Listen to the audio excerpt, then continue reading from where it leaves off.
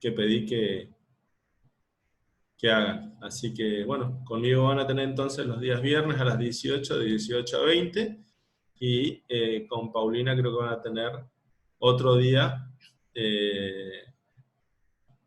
la parte práctica. Bien. Bueno, yo voy a compartir acá a ver, esperen un segundito, que hay que retomar toda esta gimnasia.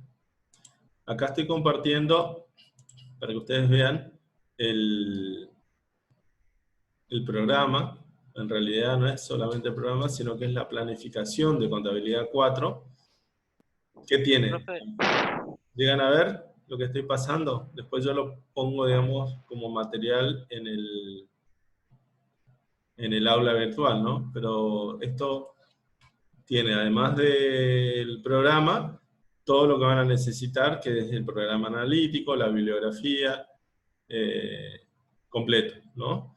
Y aparte van a pedirle, o le va a dar, mejor dicho, Paulina, la guía de trabajos prácticos. En profesor, donde, en la unidad disculpe que 1, lo interrumpa. sí, sí, Le pueden quería escribir todo lo que preguntar, quieran. ahora son como tres veces a la semana que tenemos contabilidad.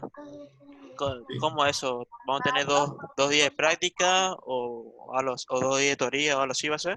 No, la teoría son 2 horas que tenemos, que las vamos a concentrar los días viernes, ¿sí? En realidad es 1 hora y media que arranca de 18 a 19:30, los viernes. Y la parte práctica creo que van a ser 2 clases que ya estaban definidas, o sea, ustedes las deben tener, de 1 hora cada clase, ¿no? En definitiva, ustedes, no, perdón, 2 clases semanales de práctica, estoy diciendo mal, 2 clases semanales de práctica. Es decir, y cada clase de práctica va a ser una clase de 2 horas, o sea, van a tener en total 6 horas semanales de contabilidad 4, que es la carga horaria que siempre tuvo esta materia, ¿sí? 2 horas de teoría, o 1 hora y media, y 4 horas, se dice 4 horas de cátedra de la parte práctica. ¿Sí? El resto Sí, va a ser, profe. del resto va a Gracias. ser todo lo mismo, ¿no? Ok, Bien. gracias, profe. Lo que ustedes quieran preguntar, preguntan. A mí no me molesta en absoluto, para nada, lo que quieran consultar.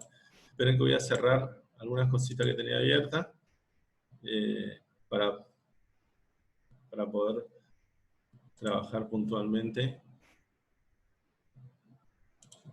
Bien. Entonces les decía, estamos viendo acá el programa mejor dicho, la planificación, en donde en la unidad 1 nosotros habíamos visto en contabilidad 3 básicamente la parte general de la materia, y después empezamos a ver las unidades o los distintos rubros del activo.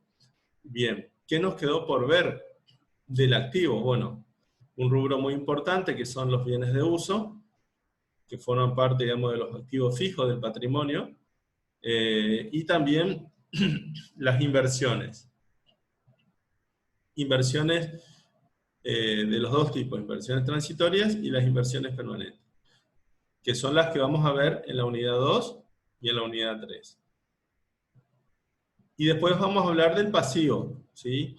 Que había quedado pendiente. El pasivo, ustedes saben que son las deudas del ente, que pueden ser deudas determinadas y ciertas, o las indeterminadas o inciertas, que son las contingencias. Bien.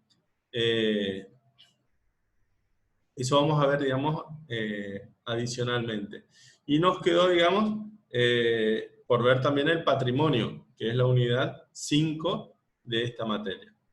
Por último, en la unidad 6 y 7 hablamos de los resultados, o cuestiones del estado de resultados, mediciones de resultados, y en la unidad 7, cuestiones particulares de medición, tales como donados, legación, sí, legados, fusiones, escisiones, transformaciones societarias, cosas que hacen, digamos, a la continuidad del patrimonio en marcha cuando una empresa se divide en más de una combinación patrimonial.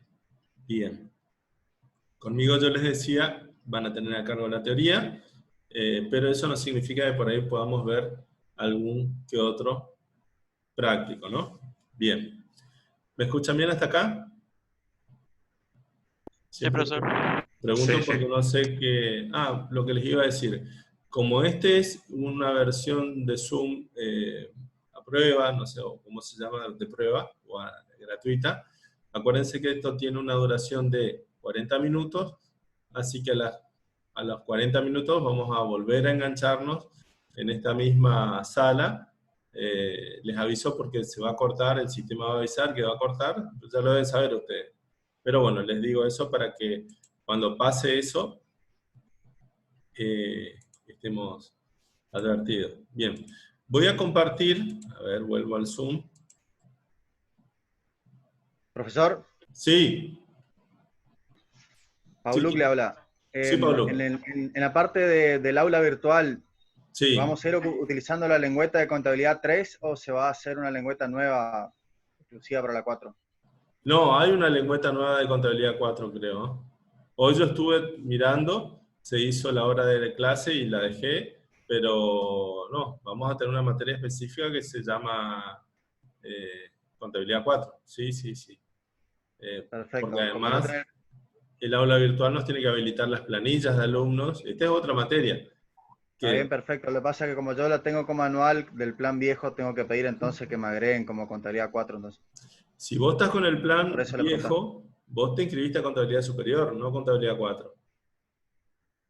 Vos cursás con Sí, contabilidad sí, superior. pero yo no tengo lengüeta como contabilidad superior. A mí me cargaron como la contabilidad 3 y voy a tener que pedir que Ah, me carguen como contabilidad 4. claro. Si vos te fijabas a ver que tiene dos materias o lengüetas, digamos, contabilidad 3, y después dice contabilidad 4 o contabilidad superior. Entonces, en realidad creo, y eso me parece que lo vi, no es algo que lo definimos nosotros, sino lo define el área de sistemas, que ellos pusieron contabilidad superior junto con contabilidad 4. De hecho, cuando estábamos en las No, mesas de exámenes, siempre contabilidad 4 estaba junto con contabilidad superior. Es como que usaron una misma aula para las dos materias, ¿no? Para darle un lugar físico. Pero igual eso es algo eh, que lo vamos a resolver. No, no es algo que nos tenga que preocupar. ¿Ok? Bien. Bueno, entonces les decía que hoy vamos a arrancar con contabilidad 4 y vamos a hablar de bienes de uso. A ver si puedo compartir pantalla de la Filmina. Y ahí voy a poner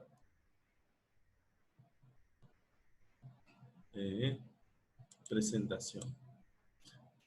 Vieron que las filminas son las mismas que siempre usamos desde inclusive contabilidad superior. Así que creo que ustedes ya las deben tener a esta filmina, ¿no? Bien. Vamos a empezar. Vamos a leer, o voy a leer, mejor dicho, primero la definición del rubro de bienes de uso, que está en la resolución técnica 9, un poco para tomar el concepto que prevén las normas contables en qué es lo que se debe exponer.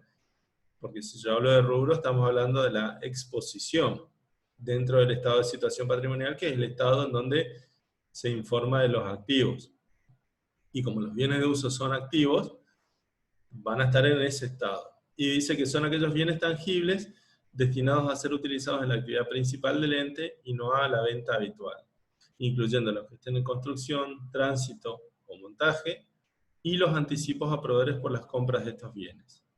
Hasta ahí nos da un pantallazo de qué son los bienes de uso, junto con otras cosas, porque habla de anticipos a proveedores por compras de bienes de uso, que claramente no son bienes que se puedan usar, son anticipos, son cuentas por cobrar, pero como su destino final es convertirse en un bien de uso, es decir, cuando el anticipo se convierte en el bien que uno recibe definitivamente, va a ser un bien que se utilice en la actividad principal.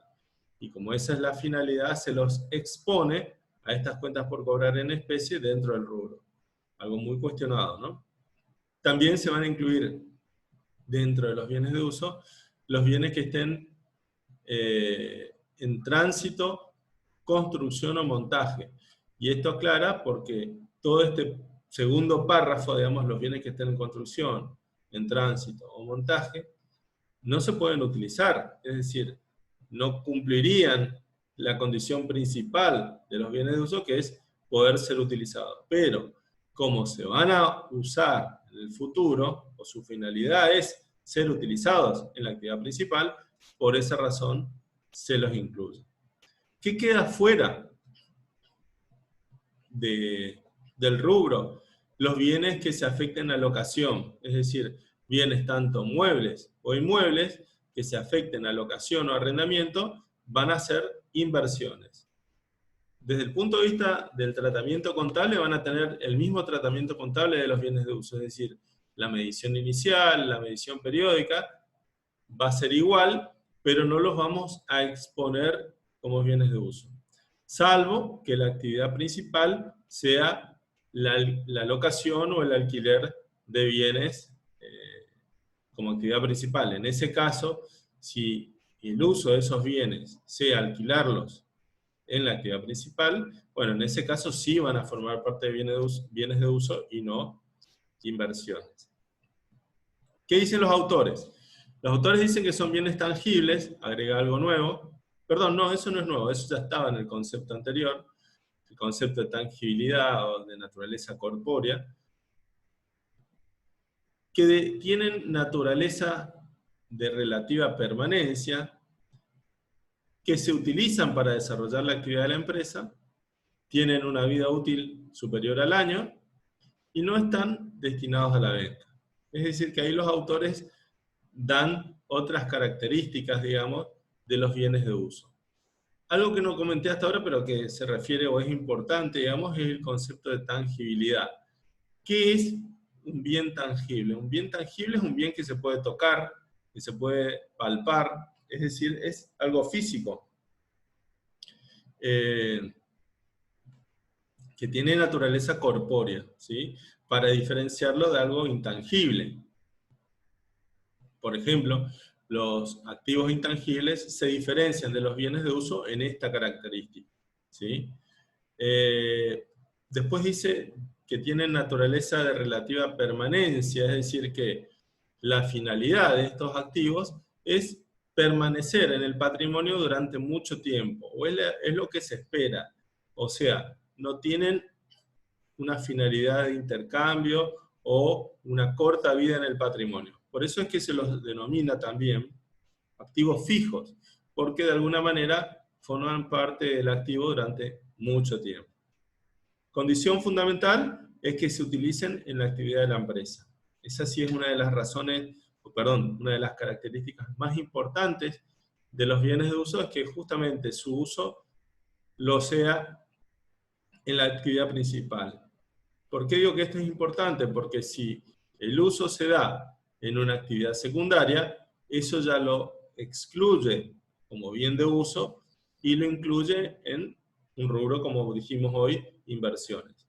¿Qué quiere decir? Por ejemplo, si yo tengo una camioneta que la utilizo para la actividad principal, en ese caso la camioneta va a ser un bien tangible, de relativa permanencia, y que además se utiliza en la actividad principal. Quiere decir entonces que es un bien de uso.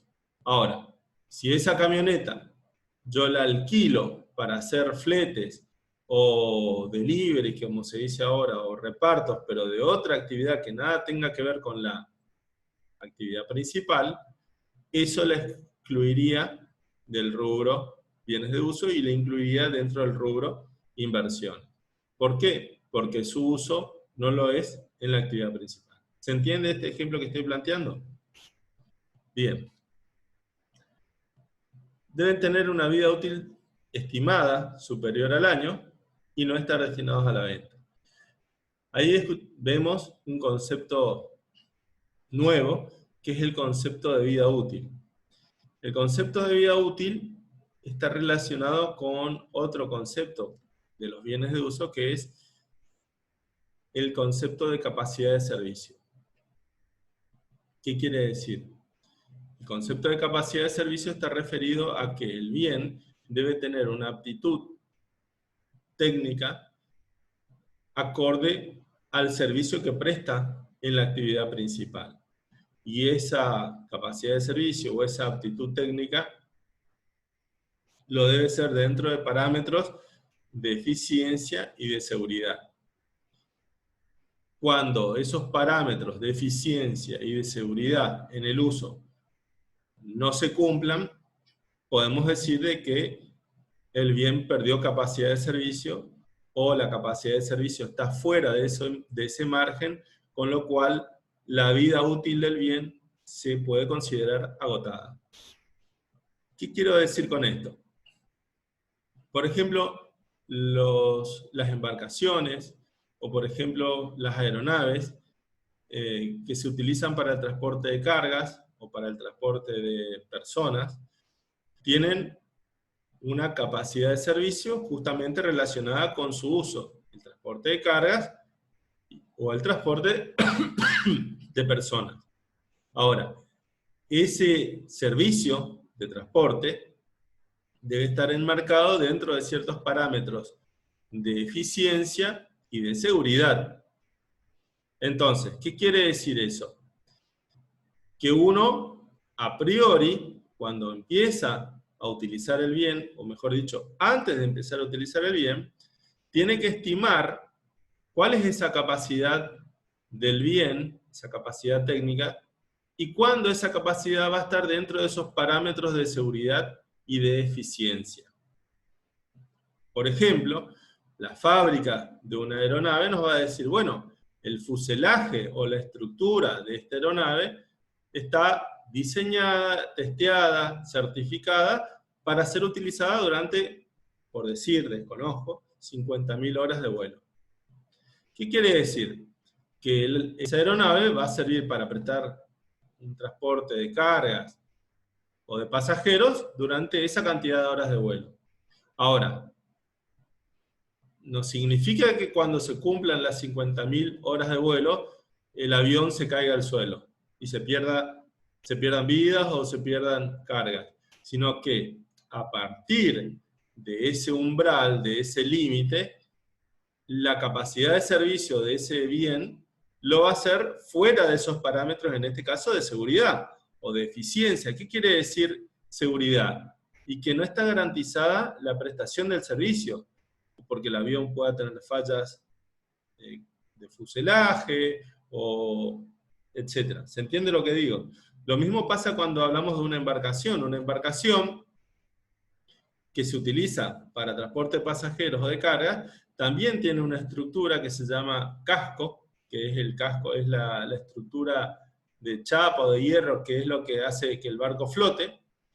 ¿Por qué? Porque tiene oxígeno y el oxígeno flota, entonces el barco por eso no se hunde, pero la capacidad del casco, al estar en contacto con el agua, hace que esa estructura esté afectada a la corrosión o a golpes, y eso ponga en riesgo esa capacidad. Con el tiempo, la estructura de la embarcación tiene su desgaste. Entonces, al igual que cuando hablábamos de una aeronave, el casco también tiene una vida útil limitada. Se estima. Entonces, cada tantos años, ese casco tiene que ser revisado y, digamos, recertificado. No significa que ese casco, cuando se supere ese límite, se hunda directamente, sino que no es recomendable seguir usándolo. ¿Me siguen? Ahora, si lo seguimos usando, bueno, ya es un riesgo adicional para la carga o para las personas transportadas, que nadie quiere asumir, nadie va a prestar una actividad asumiendo un riesgo de tal magnitud. Y lo mismo pasa con por ejemplo, con los rodados, es decir, cuando nosotros compramos un auto, o una camioneta, o un camión, depende del uso que le vamos a dar, pero por ejemplo un camión para hacer transporte de cargas, el camión está compuesto por distintos componentes, como por ejemplo el chasis, el tren de rodamiento, la unidad de potencia o motor, los sistemas de freno, que también tienen, por su uso normal, un desgaste que tiene, vuelvo a decir, por su uso normal. Entonces, y previendo todos los trabajos de mantenimiento preventivos y periódicos. Pero, ¿qué pasa? La fábrica nos dice, bueno, esta unidad tiene una vida útil estimada en tantos kilómetros, en función del kilometraje, o sea, el recorrido que haga la unidad, o en función de tantas horas de funcionamiento del motor, etc. O en función de tantas toneladas transportadas, porque imagínense que un camión que esté afectado al transporte de cargas, y bueno, seguramente cargar la estructura también hace que el material tenga fatiga, se fatiga el material, y bueno, también eso hace que sea limitada su capacidad de servicio. Entonces, esto hace que esa unidad de transporte sea utilizada durante X cantidad de kilómetros o durante X cantidad de tiempo de manera segura y de manera eficiente. Ahora, la empresa tiene que prever que el uso lo va a hacer en esa vida útil. Más allá de esa vida útil, o ya es inseguro, por ejemplo, el camión puede seguir derecho en una curva y muere el chofer y perdemos la carga, cosa que nadie quiere que pase, obviamente, o que no sea eficiente, es decir, que a partir de determinada cantidad de horas de uso del motor, el motor se vuelva consumidor de combustible o consuma mucho aceite y que lo haga ineficiente, es decir, ya no convenga su uso, sino su reemplazo por una unidad nueva. Entonces, estos condicionamientos de eficiencia o de seguridad en la capacidad de servicio hacen que la misma sea limitada. Hay excepciones, por supuesto, porque si yo pienso en un inmueble, por ejemplo, un terreno, en donde yo lo único que hago es usar el terreno como sede del domicilio de la empresa, esa capacidad de servicio no se consume, no se limita, no se agota, sino que es indefinida. Entonces, en ese caso vamos a estar hablando de bienes de uso que no tengan una vida limitada, sino que tienen una vida ilimitada. Cuando uno habla de la capacidad de servicio, tiene que estimar esa capacidad de servicio. Y esa estimación se hace antes, cuando comienza la vida útil del bien. ¿Qué quiere decir? Uno la estima. No es exacta, porque justamente lo hace antes. Entonces uno va a estimar la capacidad de servicio en unidades. Por ejemplo, yo puedo estimar la capacidad de servicio de un rodado en unidades de kilómetros a recorrer. Si estoy pensando en una unidad que lo que va a hacer es circular. Entonces, a medida que el camión vaya recorriendo y circulando y utilizando, digamos, ese kilometraje previsto, va a estar consumiendo su capacidad de servicio. O puede ocurrir de que la capacidad de servicio esté limitada por una norma legal. Por ejemplo, si yo tengo una unidad que la voy a utilizar para remis, para transporte de pasajeros dentro de una ciudad, y la norma legal dice que la unidad afectada a remis no puede tener más de 5 años, no quiere decir que a los 5 años ese auto quede obsoleto, o viejo, o ineficiente, o inseguro. Porque seguramente a los 5 años va a estar bien, pero la norma legal lo impide. Entonces, a los 5 años, esa unidad no se va a poder utilizar para esa actividad, ¿se entiende? Yo voy a poder usar esa unidad durante 5 años y después la tengo que descartar. Para esa actividad no. Entonces, lo que se deprecie esa unidad durante esos 5 años, yo lo tengo que mandar a amortizaciones, que va a ser la diferencia entre el valor nuevo y el valor que va a tener ese auto dentro de 5 años. también estimado. Entonces, no lo voy a amortizar en 10 años, porque yo solamente voy a poder utilizar 5 años. Pero no porque la capacidad de servicio se haya extinguido, agotado o utilizado, sino porque una norma sí lo prevé. ¿Se entiende? Quiere decir que la capacidad de servicio podrá tener condiciones de eficiencia, seguridad o inclusive legales. Una norma prevea el uso de un bien durante tiempo. Y superado ese tiempo, no lo puedo utilizar. Bien. Esa capacidad de servicio, que tiene esos parámetros de seguridad, eficiencia o legalidad, es lo que define la vida útil. La vida útil es el tiempo o la cantidad de uso que puedo dar del bien dentro de esos 3 parámetros.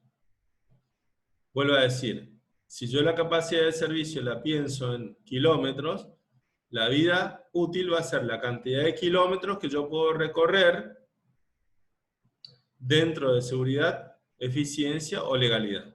¿Se entiende?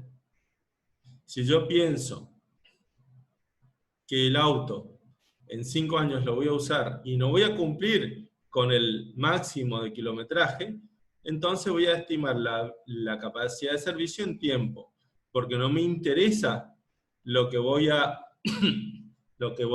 recorrer o cargar, sino que yo sé que en menos tiempo lo voy a cumplir. Entonces, voy a amortizar, o voy a estimar la capacidad de servicio en años. Mejor dicho, la vida útil en años. ¿Entienden lo que les estoy diciendo? Ahí me salió una ventanita que dice un regalo de Zoom. Hemos eliminado el límite de tiempo. Fantástico, o sea que seguimos. ¿Me están escuchando? Hoy estamos, Sí, profe, se escucha. Sí, profe. estamos con tiempo extra entonces, ¿sí? Bueno, ¿hasta acá me entienden todos? ¿Se entiende bien esto? Sí, profe. Sí, se va entendiendo. Bueno, me alegro. Qué envidia Elías con el mate. Yo hoy, por ser el primer día, no me preparé Veo que tenés un secretario de lujo ahí. Bueno. Cambio. Regalo. Cambio por dólares. No te conviene, yo tengo uno que equivale a 3 del tuyo, pero eso vamos a charlarlo por vías privadas. Bueno, no, mentira, estamos bromeando. Los bienes de uso, sigo, no están destinados a la venta. Quiere decir que cuando un bien de uso sea desafectado de la actividad y se ponga a la venta, hay que excluirlo del rubro, y hay algunos autores que dicen que hay que ponerlo en otros activos. Yo hace unos cuantos años no veo más ese rubro, así que no lo vamos a incluir dentro del rubro bienes de uso por ahora. Después vemos dónde lo podemos llegar a incluir. Y algo muy importante, que es que no se consumen con su primer uso, es decir, que los bienes de uso no son bienes de consumo. Esto lo que nos permite a nosotros es diferenciar aquellas erogaciones que se deban activar o no. ¿Qué quiere decir que se deban activar o no? Por ejemplo, que en una empresa sea norma hacer provisión de insumos de administración. Por ejemplo, cartuchos de impresora, resmas de papel, qué sé yo, herramientas.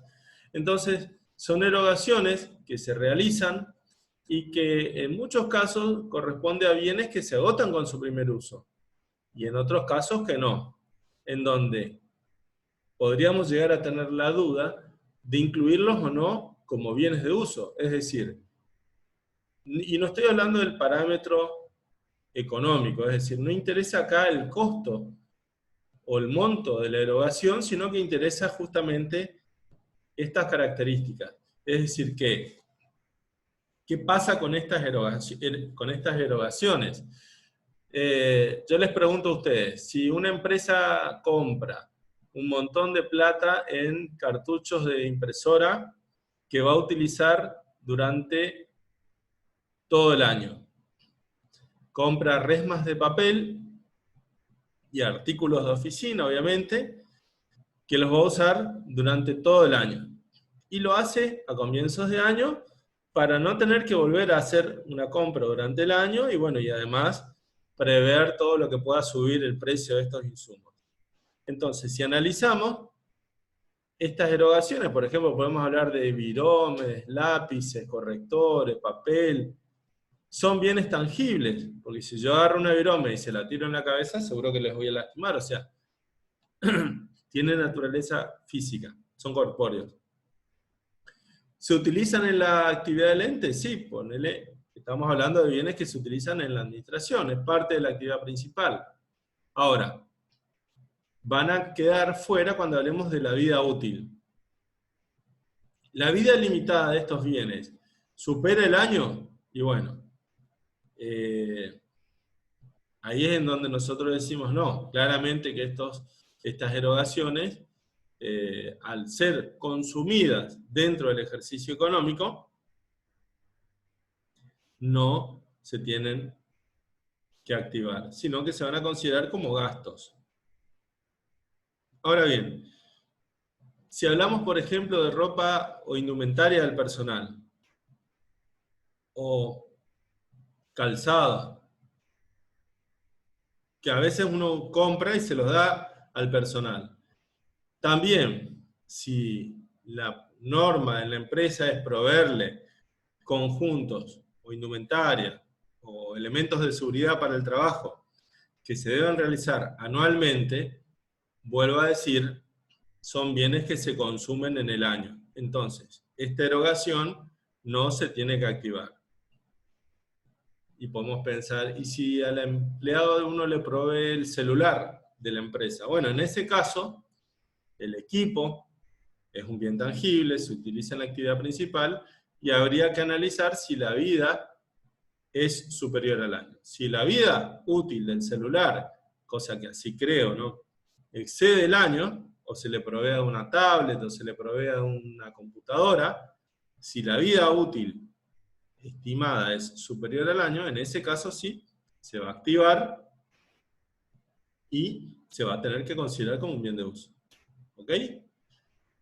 Hay veces que también se plantea la provisión de lotes de herramientas, destornilladores, tijeras, tenazas, o cualquier cosa que entre dentro de lo que es un set de herramientas.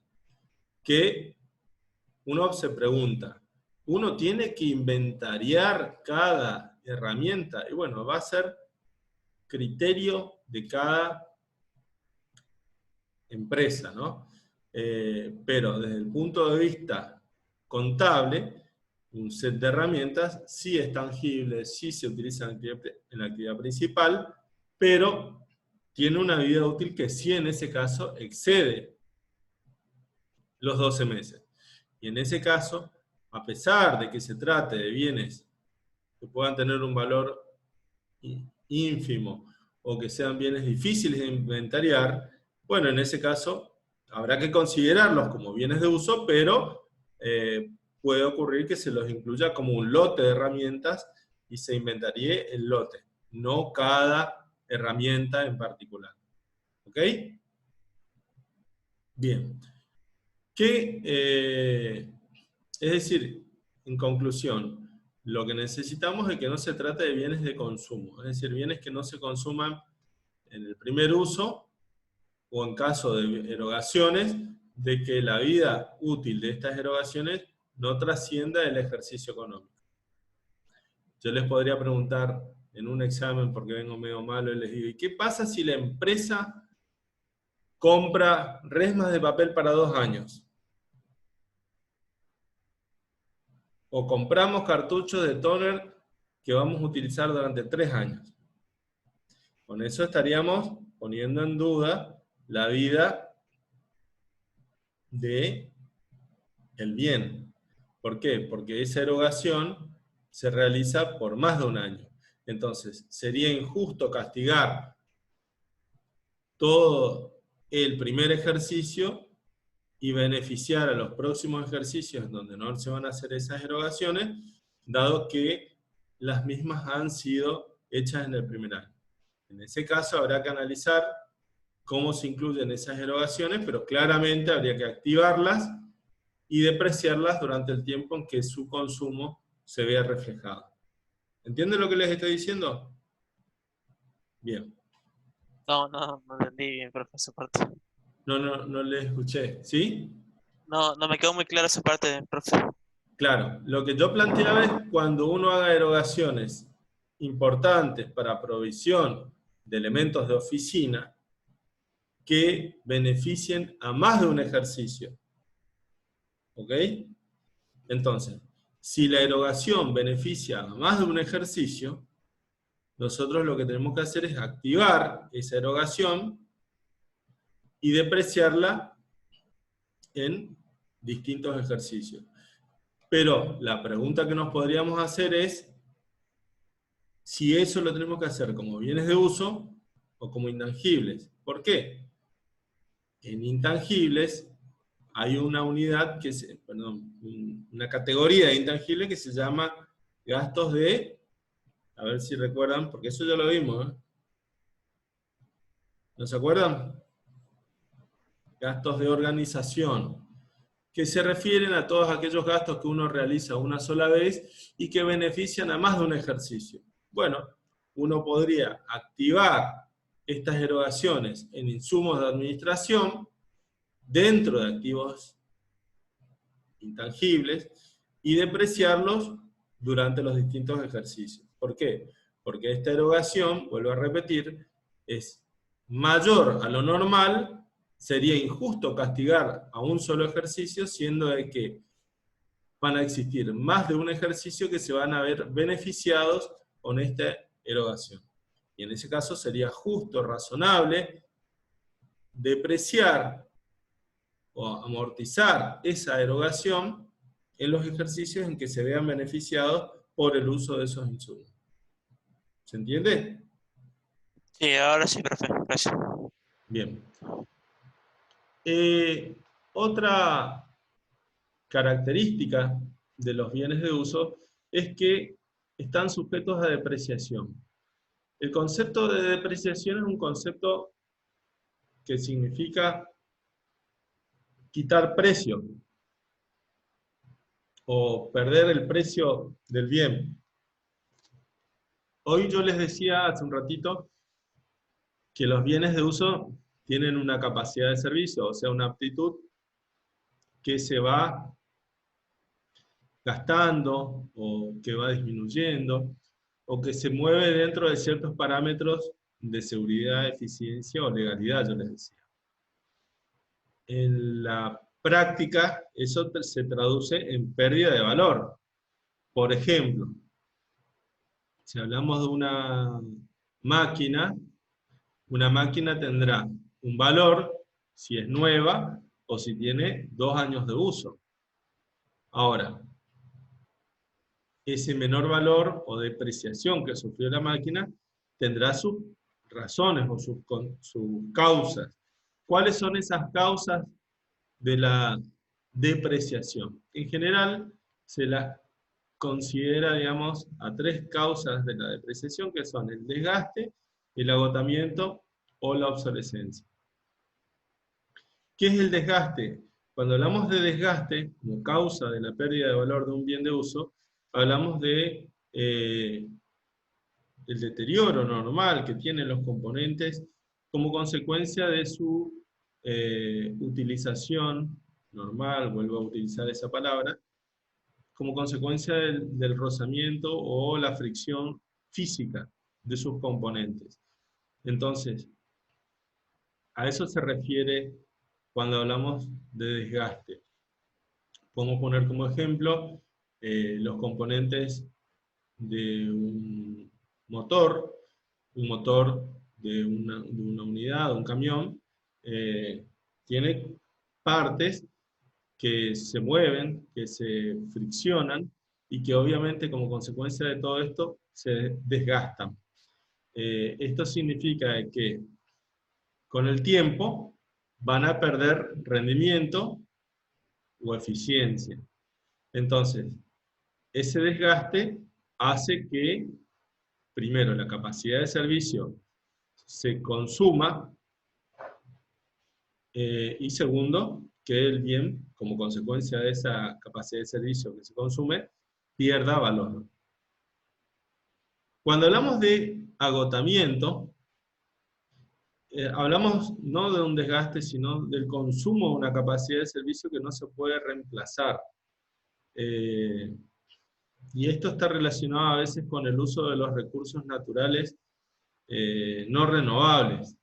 Y el ejemplo de manual de este tipo de consumo o de agotamiento es, por ejemplo, el de un yacimiento o el de una cantera, en donde la capacidad de servicio del recurso es limitada y a medida que se utiliza, se agota. Y una vez que se consumió todo, el bien perdió totalmente su capacidad o su aptitud.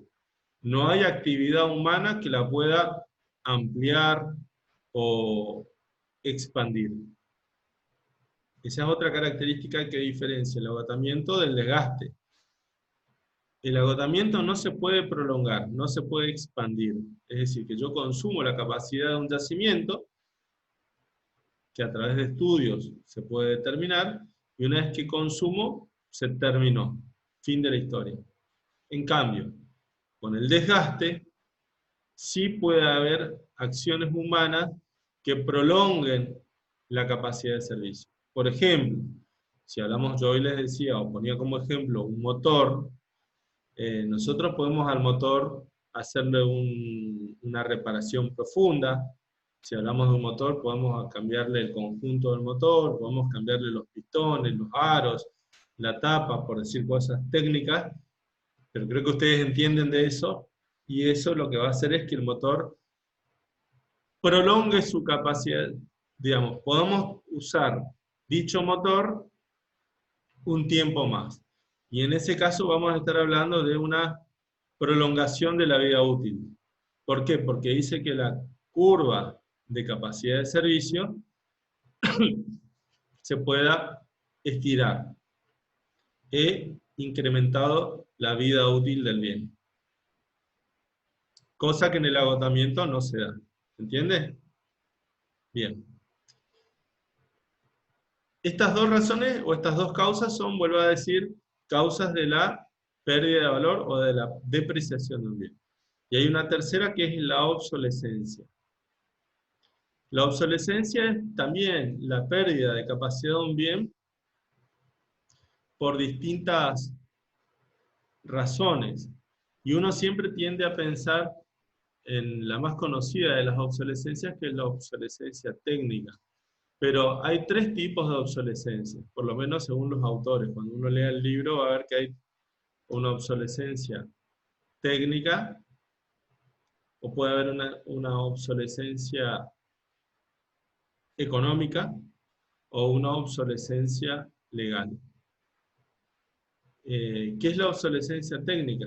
Es cuando un bien pierde capacidad de servicio por el avance técnico o tecnológico. Que es el caso de las herramientas tecnológicas, digamos, las computadoras, las impresoras, los celulares y todo lo que sea tecnología, a medida de que digamos, se desarrollan nuevos bienes que son más rápidos, más eficientes o con mayor capacidad, el anterior, que funciona perfectamente, queda obsoleto porque hay uno que lo hace de manera más eficiente. O mejor dicho, el anterior, el viejo, se vuelve antieconómico, o su utilización lo es antieconómica. A eso nos referimos con la obsolescencia técnica. Pero también yo les mencioné la obsolescencia económica. ¿Qué es la obsolescencia económica? Cuando el mercado, cuando digo el mercado, hablo de los gustos o las preferencias del consumidor, dejan afuera del mercado un producto y que hace que los bienes de uso que se utilizan en la producción de esos productos no sirvan más. Piensen, por ejemplo, en las máquinas que se utilizaban para fabricar cámaras de fotos o cámaras de filmación que no sean digitales, sino las viejas cámaras con rollos, etc. O videos que se grababan en cintas. Esas máquinas perfectamente pueden seguir fabricando bienes como los que les contaba, pero por cuestiones de mercado aparecen cámaras nuevas que el mercado no las va a querer, entonces estas máquinas quedaron obsoletas por cuestiones del mercado. O puedo comentarles ejemplos de modas o de tendencias que hacen que un producto, por gustos del consumidor, queden fuera de mercado. Y en ese caso hablamos de una obsolescencia económica. Si yo tengo una máquina que me permite fabricar indumentaria deportiva, pero que por cuestiones de moda no se vende más, esa máquina queda obsoleta. Pero no porque lo que haga no sirve más, sino porque el mercado lo apartó del mismo. Y cuando hablamos de la obsolescencia legal, que era el tercer tipo de obsolescencia, nos referimos a eso que yo hoy les decía, por ejemplo, cuando hablamos de que una norma prevea la utilización de un bien durante determinada cantidad de tiempo, por cuestiones de seguridad generalmente. Entonces, la limitación o el hecho de que un bien quede obsoleto deviene de una norma legal y no de una cuestión técnica o de una cuestión de mercado. ¿Bien? Sintetizando, cualquiera sea el tipo de causa de la depreciación, desgaste, agotamiento o obsolescencia, esto va a implicar una pérdida de valor del bien de uso. Y esa pérdida de precio o de valor del bien se va a reflejar a través de las depreciaciones. Quiere decir que yo voy a mandar a resultados parte del valor del bien utilizando un recurso contable que se llama amortizaciones. ¿Sí? El método que yo utilice para amortizar el bien va a depender, y eso es muy importante, de la forma en la que yo mida la capacidad de servicio. Yo hoy les dije que podía considerar la capacidad de servicio, por lo tanto la vida útil de un bien, en unidades de uso o en unidades de tiempo. Si yo considero la vida útil de un bien en unidades de uso, ¿qué quiere decir unidades de uso? Que voy a segmentar la vida útil en unidades o tasas de utilización. Entonces, si yo considero así la vida útil, la amortización deberá ser por unidades de uso. ¿Qué quiere decir? Voy a amortizar considerando kilómetros recorridos, horas trabajadas, unidades producidas, etc. Pero lo que estoy haciendo es considerar como unidad de utilización de la capacidad de servicio como causa de la misma, de la depreciación. ¿Se entiende lo que estoy diciendo? Ahora, en cambio, si yo considero la capacidad de servicio y por lo tanto, mejor dicho, si yo estimo la capacidad de servicio y la vida útil en consecuencia en unidades de tiempo, por ejemplo, años de uso o meses de uso, entonces el método de amortización deberá ser en consecuencia en función de unidades de tiempo. independientemente del uso que se le dé al bien en esa unidad de tiempo. Es decir, que yo ahí considero que el transcurso del tiempo es la causa principal de la pérdida de valor. ¿Por qué?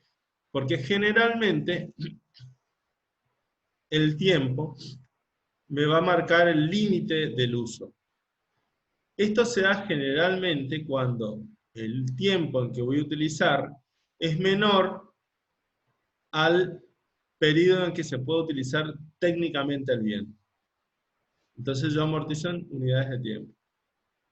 Y ahí es muy importante considerar qué valor va a tener el bien de uso, qué valor se espera tenga el bien de uso cuando transcurra ese tiempo de vida. Porque claramente, cuando finalice ese tiempo, el bien todavía pueda ser utilizado en otras actividades. Entonces yo voy a amortizar en ese tiempo solamente lo que el bien se deprecia. ¿Está claro? Bueno, ahora viene un concepto nuevo, que capaz que ustedes ya lo conocen, que es un concepto que no tan nuevo, ¿no? Ya se incluyó en la RT17, que es el concepto de amortizaciones compuestas. Es decir, ustedes hasta ahora habrán escuchado que un bien de uso se amortiza de alguna de estas dos formas, en función del uso o en función del tiempo. ¿Sí? Pero ahora la RT17 establece que el ente podrá elegir para amortizar sus bienes métodos de amortización simples o métodos compuestos. ¿Qué significa esto? Los métodos de amortización compuestos son aquellos que consideran que un bien de uso está compuesto por distintos componentes que tienen una vida útil disímil, distinta, y que cada componente tiene un consumo de la capacidad de servicio distinta. Y voy a poner un ejemplo. Nosotros podemos, por ejemplo, pensar que un camión está compuesto por 3 subsistemas. El primer subsistema va a ser el chasis o la estructura principal, lo que vemos del camión, que es el camión en sí, la estructura. Y decimos, bueno, la estructura de este camión es de uso seguro y eficiente durante 10 años. Perfecto, porque durante esos 10 años esa estructura soporta la fatiga de los componentes. Ahora bien, existe otro subcomponente que es el motor, que tiene una vida útil distinta, que no depende de lo que transcurre en el tiempo, sino depende de cuánto tiempo se ha utilizado. Entonces vamos a considerar que el motor depende de las horas de uso. En la medida en que el motor esté funcionando, se está desgastando. No importa si está transportando algo o si está recorriendo. El motor, por funcionar, tiene un contador de horas de trabajo, se desgasta. Y ese motor viene testeado de fábrica con 50.000 horas de funcionamiento. ¿Me siguen? Y va a haber un tercer, por ejemplo, subcomponente que podríamos decir tren de rodamiento, que son las partes del camión que tienen contacto con el suelo. Hablo de las ruedas, sistemas de freno, amortiguación, dirección, etc. Y que claramente tienen una vida útil o capacidad de servicio en función de lo que recorra ese camión. Entonces no va a depender del tiempo, ni va a depender de las horas de uso o de funcionamiento, sino de los kilómetros recorridos. En consecuencia, este bien, que es un solo bien, camión, está compuesto por distintas partes. Y cada una de esas partes que nosotros identificamos tiene un comportamiento distinto. Entonces, la RT17 lo que dice es que ahora nosotros podemos descomponer el valor de ese bien, o sea, el valor del camión, en tres partes. Una parte va a reflejar el valor del bien que equivale al chasis. Otra parte del valor del bien, o del importe original del bien, va a ser lo que represente el motor. Y una tercera parte va a ser lo que represente el tren de rodamiento. Entonces, a la hora de calcular la amortización, nosotros vamos a tener que depreciar cada componente de acuerdo a su capacidad de servicio, de acuerdo a su vida útil y de acuerdo a su utilización. En el caso del chasis, si transcurrió un año de los 10 que dijimos que tenía de vida útil, voy a depreciar un 10% de la proporción del chasis. Después, en ese mismo año, en el caso del motor, que dijimos que a medida que funcionaba el motor se desgasta, bueno, al final del año tomaremos nota del, se llama tacómetro, que es una especie de relojito que marca la cantidad de horas que tuvo funcionando el motor, y veré las horas que trabajó el motor. Entonces voy a depreciar el motor por esas horas en que estuvo prendido. Y por último, voy a contar los kilómetros que recorrió el camión, con otro componente que se llama cuenta kilometraje, todos los autos tienen, y voy a amortizar el componente tren de rodamiento en función de los kilómetros recorridos. En todos los casos yo tengo que tener el total estimado y la lectura de lo transcurrido en este ejercicio. En definitiva, la amortización del bien de uso no va a tener un método simple de cálculo, sino que va a ser la suma de tres subamortizaciones. ¿Entienden lo que les estoy diciendo? Y a eso se le llama amortización compuesta. ¿Qué ventajas o qué beneficios reporta esto? Bueno, la principal es que refleja mejor la realidad económica, porque si yo en 2 años utilicé toda la vida del motor, la realidad es que a los 2 años yo voy a tener que sacar el motor y poner un motor nuevo. Entonces, el motor anterior ya se va a ver depreciado absolutamente, y el motor nuevo lo voy a poder poner como un activo, pero no como una mejora, porque no es una mejora. ¿Se entiende lo que digo? Si yo le pongo un motor nuevo, no es que le estoy dando más potencia, ni prolongando la vida útil, ni nada. Yo le estoy cambiando el motor porque el anterior lo usé todo. Si yo no hubiese hecho la amortización compuesta, es muy probable que en el valor residual del bien de uso quede un remanente del motor viejo, un componente contable del motor viejo, cuando la realidad es que el motor viejo se consumió todo. Entonces, esas son las ventajas o beneficios que reporta este nuevo entre comillas, sistema de amortización compuesta. Y que habilita a algo que vamos a ver más adelante, que son las tareas de mantenimiento o de derogaciones mayores, que dice que se activan, en donde en realidad no es un mantenimiento, sino que es, perdón, no es que es una mejora, sino que es un mantenimiento, pero lo que uno hace es reemplazar un componente de un bien que se ha agotado. ¿Se entiende? A eso apunta este nuevo sistema de amortizaciones. Bien. ¿Qué es en cuanto a características, digamos, de los bienes de uso? ¿Qué cosas quedan afuera de los bienes de uso? Ya les dije. Los bienes que estén alquilados o arrendados a terceros, siempre que esta no sea la actividad principal. Y los bienes que se haya decidido desafectar y poner en venta. Bien. Y si están dentro del rubro aquellos que estén en construcción, tránsito o montaje, y los anticipos a proveedores por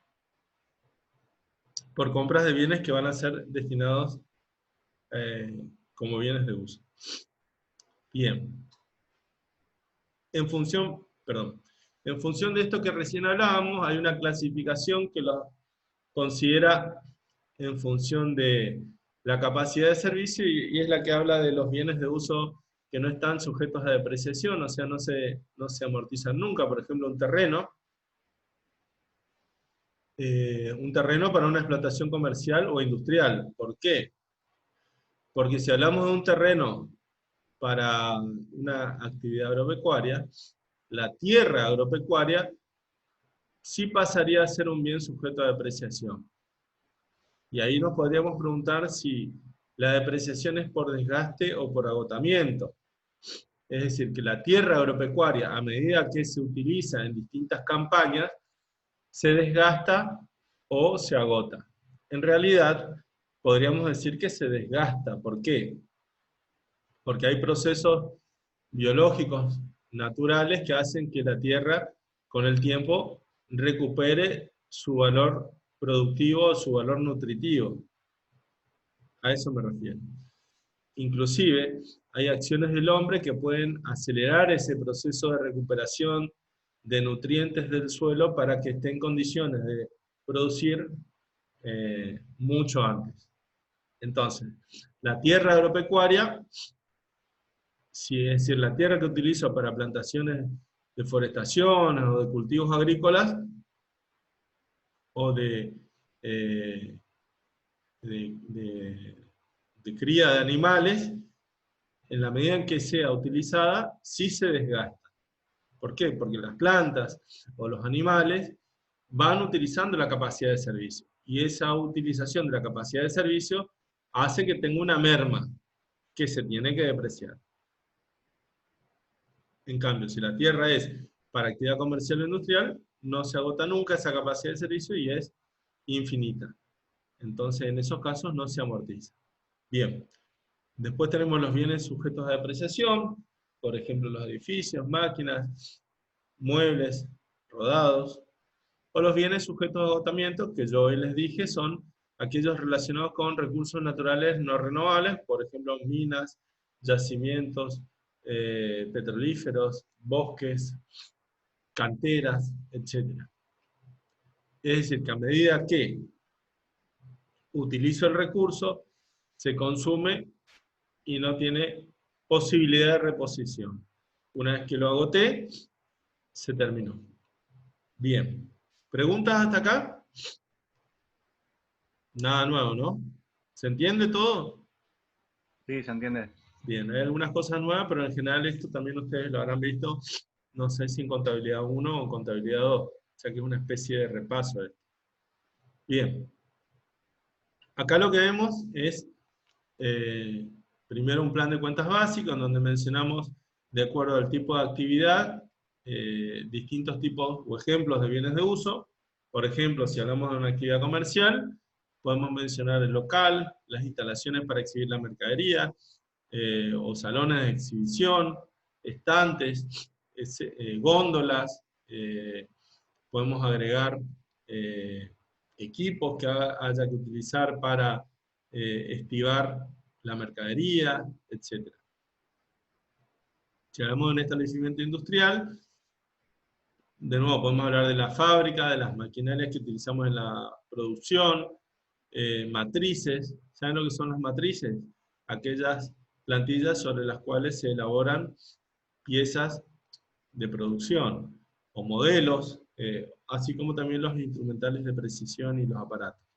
Si hablamos de una actividad agropecuaria, tema que está estipulado en la resolución técnica 22, podemos mencionar las tierras o los campos, tierra agropecuaria, las maquinarias, la hacienda de reproducción, es decir, los animales que se utilicen como sementales o como vientres. Si hablamos también de las praderas permanentes, por ejemplo, acá en Misiones, podemos mencionar la planta de yerba, o de té como bienes de uso. ¿Por qué?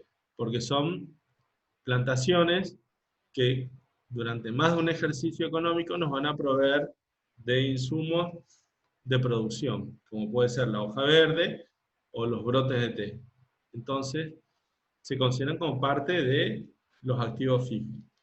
Los silos, las aguadas, o sea, todas las instalaciones que sean necesarias, como los alambrados y corrales, para el desarrollo de este tipo de actividad. Y bueno, y ahí como corolario, un ejemplo de actividad yerbatera o tealera, como mencionar las plantaciones de hierba, los secaderos, tinglados, galpones, etc. ¿Sí? Cuando vemos el esquema de una empresa comercial o industrial, fíjense que el rubro de bienes de uso va a estar ubicado sobre todo en la estructura del activo no corriente, es decir, de los activos que no se piensa desprender durante los próximos 12 meses, ¿no? Bueno, y la clasificación, mejor dicho, no la clasificación, la codificación, quise decir, va a incluir, digamos, los distintos tipos de bienes. Por un lado, los bienes inmuebles, incluyendo el valor de la tierra, sería el terreno, o toda mejora que sobre él exista, si hablamos de edificaciones, tinglados o locales. Y en esa misma estructura vamos a abrir y vamos a tener, acá no se ve, pero vamos a tener, por un lado, la cuenta principal del bien y la cuenta de amortización acumulada. ¿Con qué finalidad? Con la finalidad de que el valor residual se vea reflejado en la cuenta principal. Es decir que de esta cuenta yo voy a descolgar ya las dos cuentas específicas del rubro. Por ejemplo, acá más abajo tenemos rodados, y bueno, voy a tener rodados cuenta principal, o rodados valor de origen, y al lado, con saldo opuesto, o sea, con saldo acreedor, amortizaciones acumuladas de rodados. Pero las dos dependiendo del código de la cuenta rodados. ¿Para qué? Para que cuando se solapen los saldos de estas dos cuentas, que tienen saldos opuestos, dado que amortizaciones acumuladas, ustedes saben que es una cuenta que regulariza la cuenta rodados, bueno, el saldo residual, como se denomina, se ve reflejado en la cuenta rodados. Y de esa manera todas las cuentas se acumulen y reflejen el saldo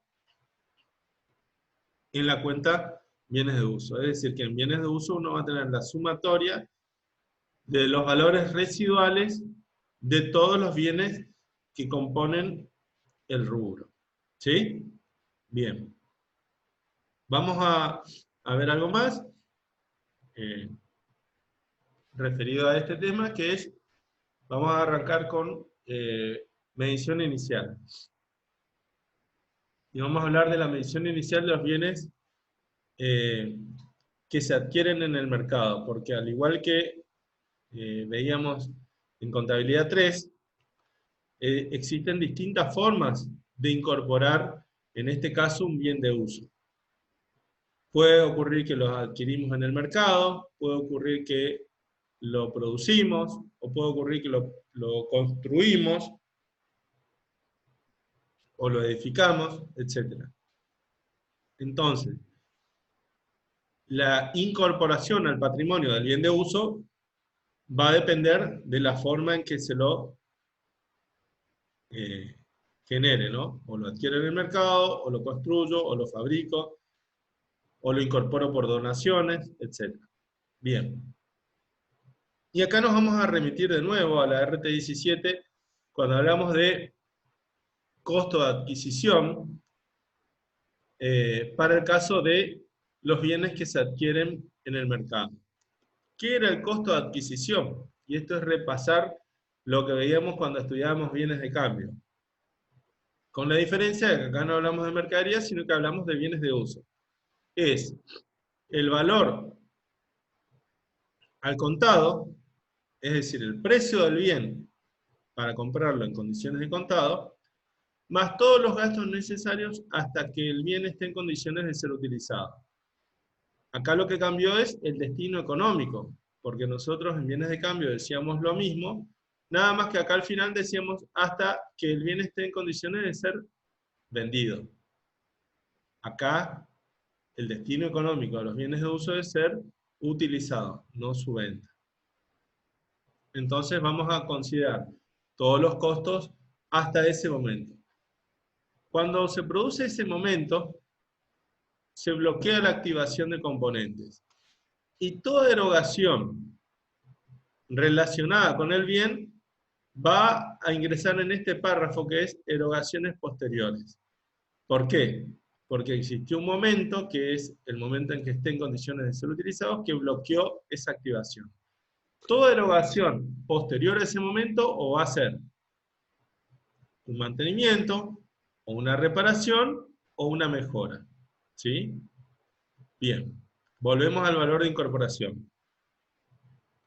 Dice, incluye también la porción asignable de los costos de los servicios externos e internos necesarios para ellos, además de los materiales, insumos directos e indirectos, requeridos para su elaboración, preparación o montaje.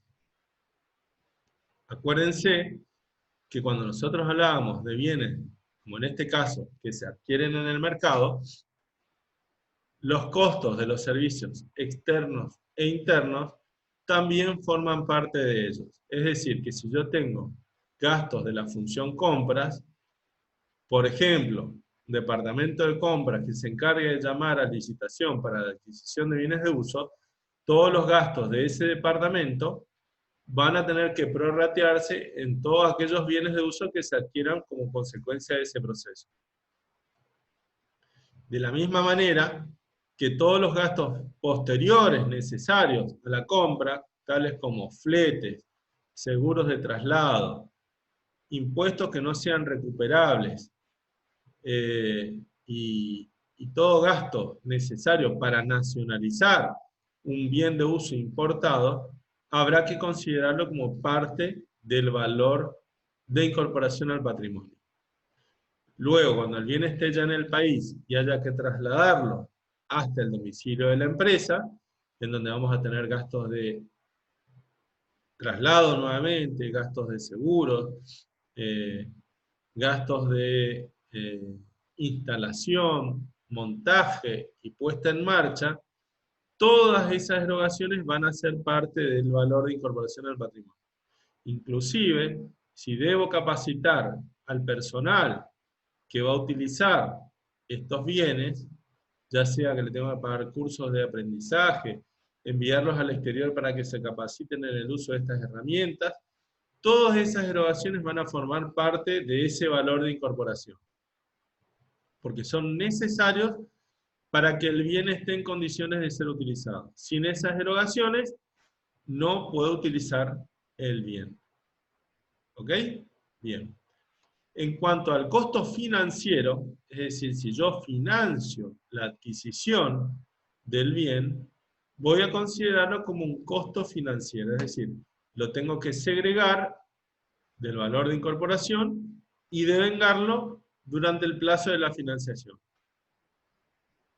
Es decir, que no va a formar parte del valor de incorporación, salvo, y hay una excepción, que cumpla con las condiciones establecidas en el punto 4272 de la RT17, que es la que habla de procesos de producción de bienes que se prolongan en el tiempo. Y en esos casos, puntualmente, perdón, ahí sí el costo financiero podrá o deberá ser incorporado al valor de incorporación. Una vez que determino, y con esto cierro la clase de hoy, una vez que determino todos los componentes del valor de incorporación, los voy acumulando en una sola cuenta que se va a determinar, o se va a denominar, valor de origen.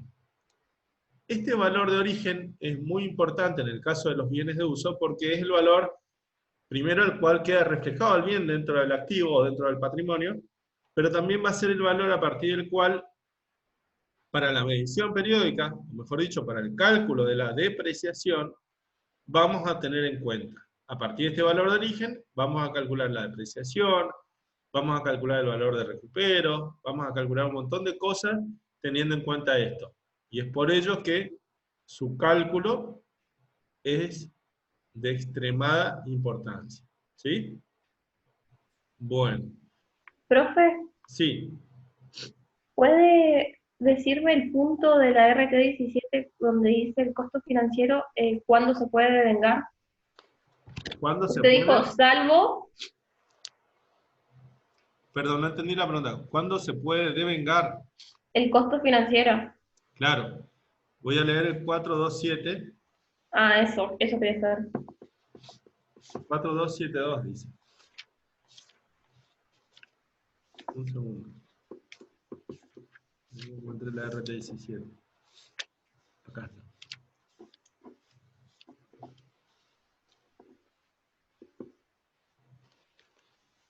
Tratamiento alternativo permitido. Podrán activarse costos financieros en el costo de un activo cuando se cumplan las siguientes condiciones. El activo se encuentra en producción, construcción, montaje o terminación, y tales procesos, en razón de su naturaleza, son de duración prolongada. Segundo, tales procesos no estén interrumpidos o solo se encuentran interrumpidos por demoras necesarias para preparar el activo para su uso o venta. El periodo de producción, construcción, montaje o terminación no excede del técnicamente requerido. Las actividades necesarias para dejar el activo en condiciones de uso o venta no se encuentran sustancialmente completas.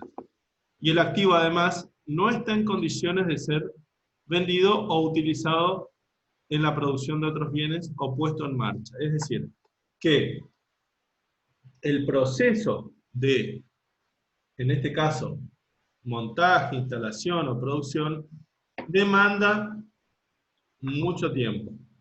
Y en ese caso, durante todo el tiempo en que demande la producción, construcción, montaje o terminación, esos costos financieros podrán ser activados.